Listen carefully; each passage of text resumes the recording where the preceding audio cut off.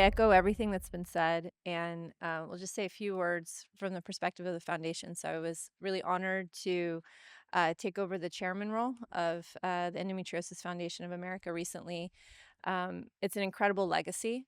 The founders, Padma Lakshmi, Dr. Seckin, and it's an exciting time for the foundation.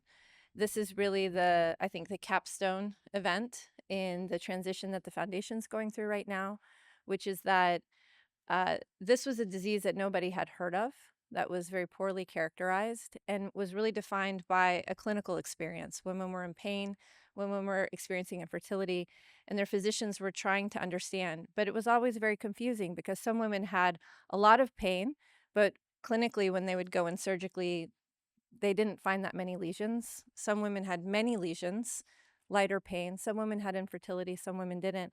And so physicians have really done their best during the clinical era of this disease.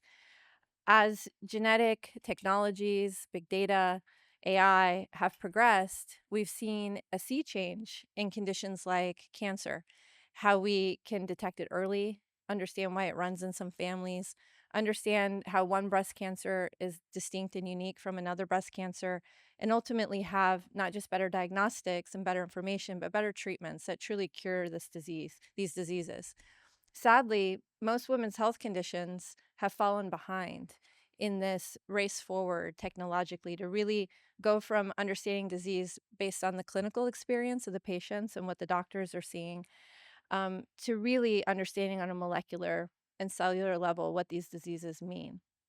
We have to understand them on that molecular and cellular level to be able to move women's health conditions like endometriosis into the same era that we've been able to move conditions like cancer. And what is so exciting, and the moment when I knew that I really needed to step up, I run a biotechnology company. I'm also a scientist. I've been to Cold Spring Harbor as a graduate student for the symposium and the incredible events that they host. So I've known about the legacy of Cold Spring Harbor. I, as part of the broader scientific community, have benefited from this legacy. And when Dr. Seckin told me that there was an opportunity to take the power of what the foundation has created, including this incredible biorepository of surgical specimens that have been collected and patients have given to research to try to help answer some of these questions, together with the legacy of an institution like Cold Spring Harbor, which really is, I think, unparalleled, both in reputation and in the quality of the genomic and molecular science that's happening here. When there was an opportunity to bring those two together to create the first dedicated center for endometriosis research, I said, okay, we got to get this done. This is historic. And the other thing is that I really felt strongly, we felt strongly it needed to be named after Dr. Seckin. This is not something that, I mean, he was very humble about it and said, doesn't have to have my name on it, but we said, no, it absolutely has to have Dr. Seckin's name on it. Because if there's a single person on earth who has helped ensure that people really understand this disease and the impact it's having, and who has paved the way for this incredible milestone for the scientific community, it's been Dr. Seckin. So I just want to take one more second and just thank Dr. Seckin for his legacy and say congratulations. I will say that, like many people, I ended up here on this podium both because I'm a scientist, but also because I was a patient of Dr. Seckin's. And I had a very similar journey to someone whom I'm about to introduce as well. So many of us who have endometriosis, me included, spent years of our lives thinking that we were just more sensitive to pain, that the level of pain we were living with was normal. And for some reason, we were experiencing it in a harder way than other women. What we've learned over time is that we're not pain wimps, we're pain warriors. And a lot of women with endometriosis self-identify as endometriosis warriors for a reason. We've had to overcome years of medical gaslighting, being made to feel like our pain was normal or should be dismissed and that we should just carry on normal functioning when we had a level of pain that for many women is like transitional labor level of pain.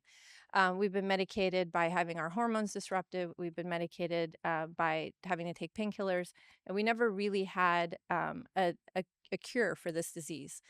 Um, I met, I had the opportunity to meet Alexis Joel recently, and what I wanted to say to her before she comes and shares the words is, this is a condition that is estimated to impact 1 in 10 women on Earth.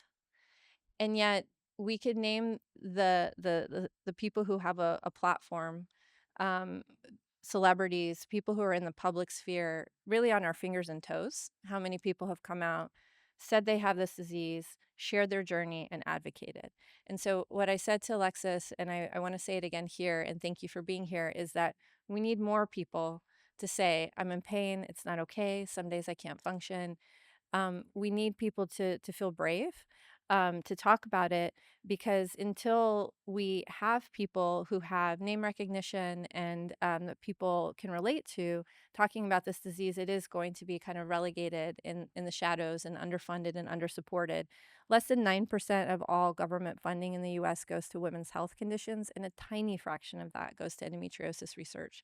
So when we say that we're going to launch a $20 million initiative, that's a huge deal for our field, but it really should be a lot more than that when we think about the billions of dollars of economic waste in women who are not flourishing because of a disease that could be diagnosed and treated if we just researched it, understood it, and brought it into the modern era. So I really want to thank Alexis. I know that there's many causes that you guys as a family could be supporting and you as an individual could be supporting, but the fact that you want to pay it forward to all the other women who are dealing with this disease and want to help raise awareness for our institute and our center and our foundation means a lot to us. So thank you. Alexis, do you want to come up and share?